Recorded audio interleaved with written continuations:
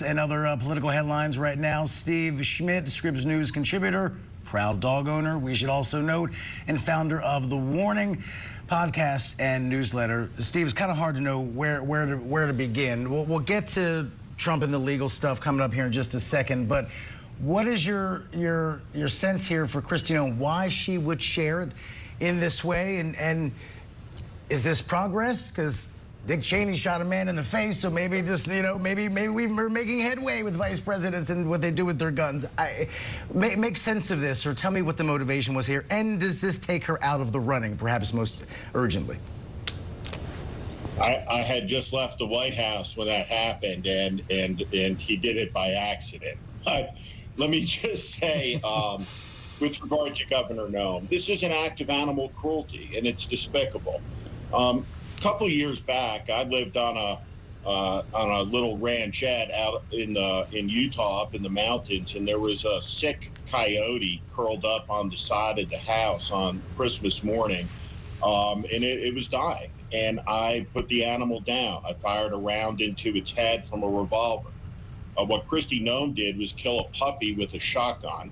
She took another animal, a goat. She shot that with a shotgun. She missed. She tells the story then of having to go retrieve another shell to finish the job. She seems astounded in the book to discover that hunting dogs need to be trained. Cricket needed to be trained.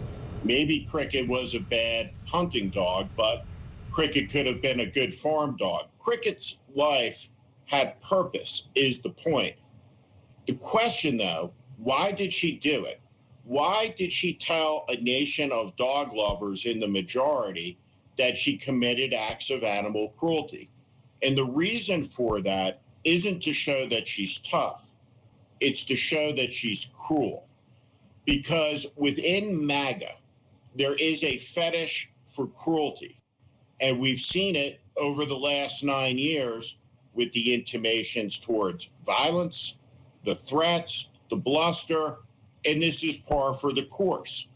But this is an immoral act from an immoral woman who just disqualified herself profoundly from any consideration for national office, even to be on Trump's ticket. It is the most appalling revelation in my career, and my career is about 30 years long now, that I can ever remember a politician confessing to, believing that that tale, that despicable tale, would accrete to her benefit because there's a constituency of cruelty out there. It's not going to be how it works out for her. And Steve, and listen, certain things can be applied to normal political times. We have not been in normal political times for the better part of a decade.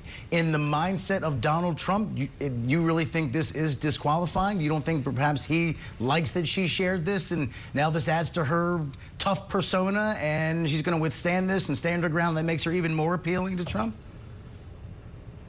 Donald Trump has an instinct for popular sentiment like a virtuoso does for a Stradivarius violin.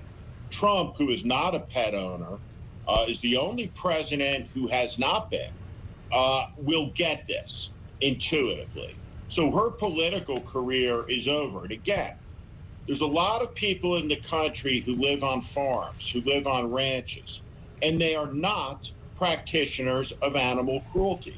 This isn't about having to put a horse down. She executed a puppy in a gravel pit because she couldn't train him. There are no bad dogs, just bad dog owners. And she's a bad dog owner and a cruel dog owner. And I'll tell you this, she's very lucky that I'm not the prosecutor out there in South Dakota, because if I could, I would charge her. Wow. Steve, let's shift to the campaign trail. While he's not in a courtroom, former President Trump is meeting with a lot of leaders, including Florida Governor Ron DeSantis. The two met in Miami for a rare meeting on Sunday, which was first reported by the Washington Post. Trump and his supporters have attacked DeSantis for months during the primary race, but reports show he is planning to help Trump raise money for his campaign. What is his incentive, DeSantis?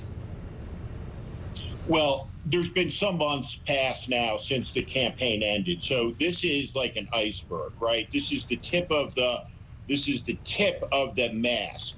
Most of it is below the waterline. And in this case, the staff has been talking, and it was finally time to get two people who have a lot of contempt and a lot of enmity for each other in the room, because at a staff level, it's not anything that can be fixed. Susie Wiles is the campaign manager for Donald Trump. She was also Ron DeSantis' chief strategist. So there's a lot of drama between the three of them. So this was the moment where they got in the room.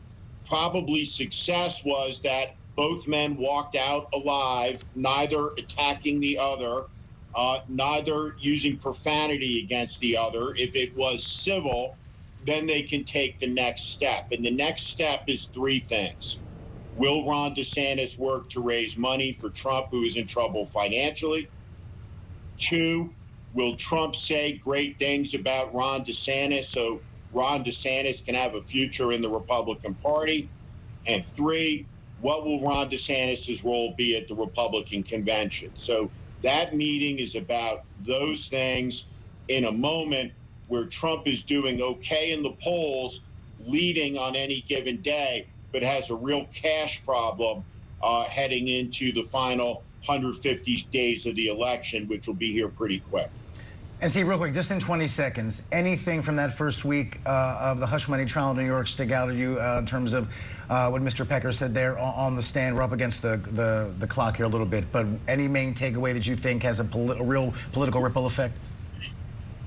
There are two things that I look at in that trial. One is the revelation of the utter fraudulence of everything, which I'm not sure that matters. But secondly, the images of Trump sitting there defenestrated, stripped of all of the trappings that we've become used to, and the extent to which that is diminishing towards him is much more acute, much more impactful than I imagined it to be at the beginning of the trial.